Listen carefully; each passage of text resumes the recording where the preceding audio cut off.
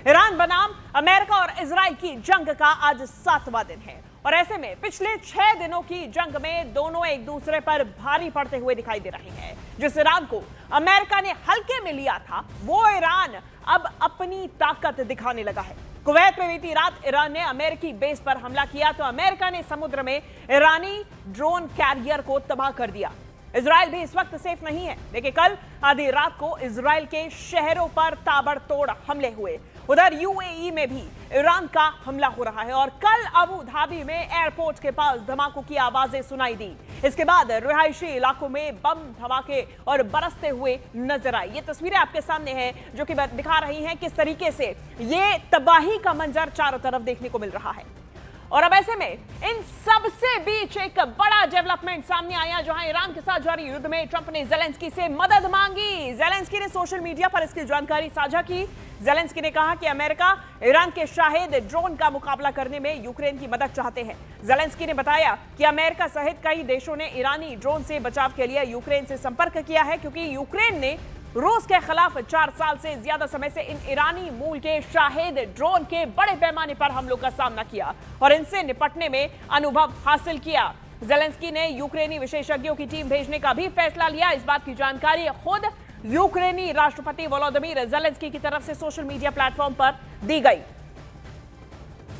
और ये ट्वीट किया गया, इसकी जानकारी दी गई। लेकिन अब देखिए किस कदर और किस पैमाने पर ये युद्ध जाकर खड़ा हो गया, जहां पर अमेरिका की तरफ से यूक्रेन से मदद मांगी गई है। लेकिन अब देखिए, तारीख आपको बताते हैं। तारीख है 1 मई 2025 की। 1 मई 2025 की वो तारीख आपको याद होगा जब अमेरिका के राष्ट्रपति ने ज़ेलेंस्की को व्हाइट हाउस में बुलाकर जलील किया था। ट्रंप की चौखट यूक्रेन के राष्ट्रपति जिस तरीके से बेइज्जत किए गए उसे पूरे जमाने ने देखा। लेकिन ईरान के साथ लड़ाई में ट्रंप अब इतने परेशान है कि वो अब उसी ज़ेलेंस्की से मदद की गुहार लगा रहे हैं। ज़ेलेंस्की ने खुद सोशल मीडिया पर इस बात की तस्दीक की कि अमेरिका के राष्ट्रपति ने उनसे मदद मांगी है। ट्रंप ईरान के शाहिद ड्रोन से बेहद परेशान है और इसी बारे में उन्होंने ज़ेलेंस्की से मदद मांगी। लेकिन सवाल है कि जो ज़ेलेंस्की युद्ध के अमेरिका के दरवाजे पर दस्तक देते थे, अब वही अमेरिका के लिए इतने अहम हो गए कि अमेरिका उनसे मदद मांग रहा है। क्या ट्रंप ईरान के साथ जंग में फंस गए या फिर ट्रंप ने ईरान को हल्के में लेने की गलती कर दी? ये सबसे बड़ा यहां सवाल है, क्योंकि अब वही ज़ेलेंस्की है और वही ट्रंप है, लेकिन जो किरदार है वो पलट चुके हैं।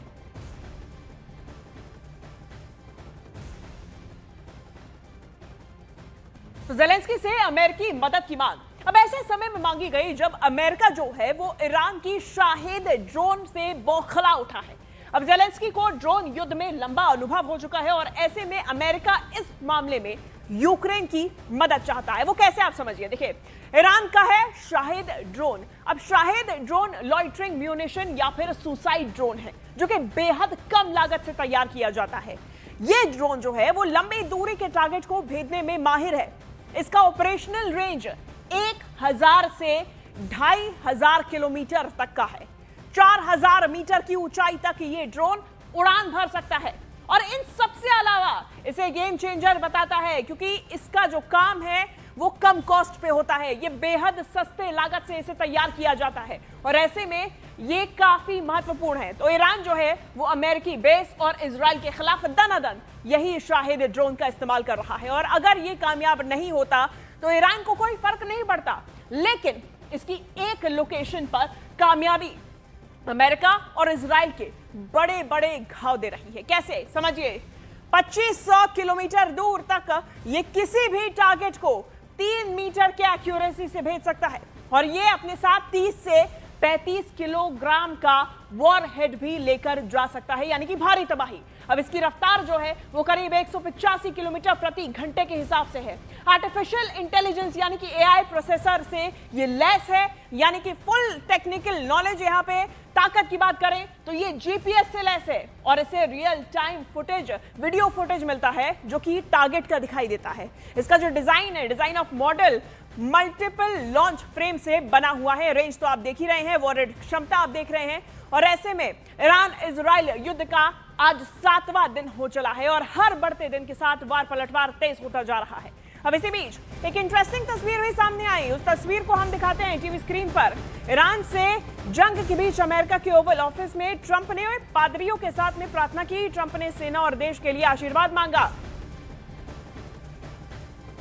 देखिए, ट्रंप बीच में बैठे हुए ओवल ऑफिस की ये तस्वीर है। बता दें कि ओवल ऑफिस व्हाइट हाउस में बना राष्ट्रपति का दफ्तर है और यहाँ पे पास्टर्स के साथ में पादरियों के साथ में प्रार्थना करते हुए ट्रंप नजर आ रहे हैं और यहाँ पे देश के लिए साथ ही साथ अपने सैनिक भाई बंधुओं के लिए प्रार्थना कर रहे हैं। ट्रंप ने पादरियों के साथ प्रार्थना की, इसकी तस्वीर साझा की। ये इंटरेस्टिंग विजुअल है जो कि सामने आया। ट्रंप ने सेना और देश के लिए आशीर्वाद मांगा। बता दें कि ओवल ऑफिस जो है यहीं पे प्रार्थना की गई और ओवल ऑफिस व्हाइट हाउस के अंदर ही बना हुआ राष्ट्रपति का दफ्तर है। यहाँ पे ट्रंप प्रार्थना करते हुए नजर आए। ट्रंप ने पादरियों के साथ प्रार्थना की, ये तस्वीर उसकी सामने आई। और ट्रंप जो हैं वो लगातार धमकी पे धमकी दिए जा रहे हैं। ट्रंप ने IRGC से हथियार डालने की अपील की है, उनका बयान आज ही सामने आया। और दूसरी तरफ वो सेना और देश के लिए आशीर्वाद मांग रहे हैं। अमेरिका जो है वो क्या जंग में पिछड़ता हुआ नजर आ रहा है। एक तरफ ज़ेलेंस्की से मदद, जिसका दावा ज़ेलेंस्की की तरफ से किया गया है, यूक्रेन से मदद, और दूसरी तरफ ट्रंप की धमकी और उसके बाद ये तस्वीर जहां पर वो भगवान से, ईश्वर से प्रार्थना करते हुए नजर आ रहे हैं, सबकी खुशहाली और शांति की अपील करते हुए, साथ ही साथ में IRGC से हथियार डालने की अपील करते हुए एक तरफ, दूसरी तरफ भगवान से प्रार्थना करते हुए देश के लिए, सेना के लिए ट्रंप नजर आए। पादरियों के साथ में उन्होंने ओवल ऑफिस में प्रार्थना की। अब देखिए, इसे समझिए। वॉशिंगटन में व्हाइट हाउस है। व्हाइट हाउस यानी कि राष्ट्रपति का निवास, और इसी निवास के अंदर राष्ट्रपति का दफ्तर बना हुआ है जिसे ओवल ऑफिस कहते हैं। ओवल ऑफिस के अंदर की तस्वीरें आप देखिए। ओवल ऑफिस के अंदर की तस्वीरों में आप देखिए, बीच में ट्रंप, डोनाल्ड ट्रंप अमेरिकी राष्ट्रपति बैठे हुए हैं और उनके साथ में तमाम पादरी जो कि प्रार्थना कर रहे हैं अमेरिकी सेना के लिए और अमेरिका के लिए, उनके देश के लिए। दूसरी तरफ जंग का 7वां दिन जो कि प्रचंड होती जा रही है और इस प्रचंड जंग में एक तरफ है इजराइल और अमेरिका और दूसरी तरफ है ईरान। लेकिन ईरान पीछे हटने का नाम नहीं ले रहा है और इसी तरीके से अब ट्रंप भी साम दाम दंड भेद लगाकर प्रार्थना कर रहे हैं और अटैक भी कर रहे हैं। वहीं इजराइल ने ईरान के मिसाइल लॉन्चर्स तबाह कर दिए। जानकारी सामने आई जहां इजराइल ने 6 मिसाइल लॉन्चर्स नष्ट किए। हमला होने से कुछ मिनट पहले की कार्रवाई देखी गई।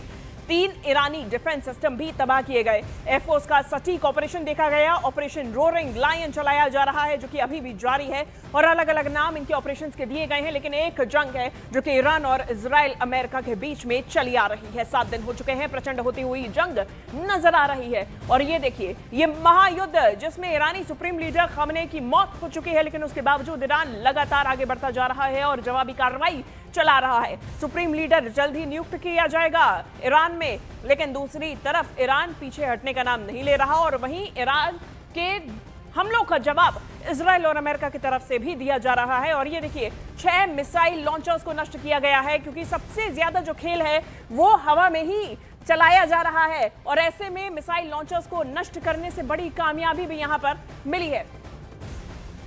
बड़ी जानकारी इसमें सामने आ रही है। ईरान के खिलाफ जंग अमेरिका को अब महंगी पड़ रही है। 100 घंटे में $3.7 अरब खर्च हो गए। जानकारी सामने आई कि ईरान के खिलाफ जंग अमेरिका को काफी महंगी पड़ी है। देखिए, 100 घंटे में अमेरिका के $3.7 अरब खर्च हुए।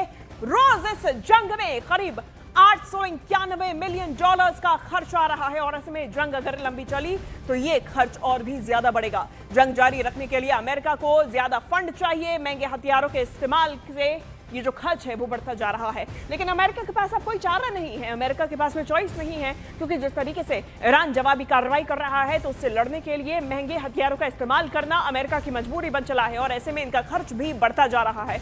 यही महंगा ये युद्ध, ये लड़ाई अमेरिका को पड़ती हुई नजर आ रही है क्योंकि ईरान के खिलाफ जंग ये अमेरिका को काफी महंगी पड़ी। 100 घंटे की बात करें जो कि जंग शुरू हुए, 100 घंटे से ज्यादा का समय बीत चुका है, लेकिन आंकड़े जो है वो बताते हैं कि 100 घंटों के अंदर अंदर अमेरिका को $3.7 अरब का नुकसान हुआ। उनका खर्चा जो है वो $3.7 अरब का आया। रोज औसतन करीब $891 मिलियन खर्च हो रहे हैं।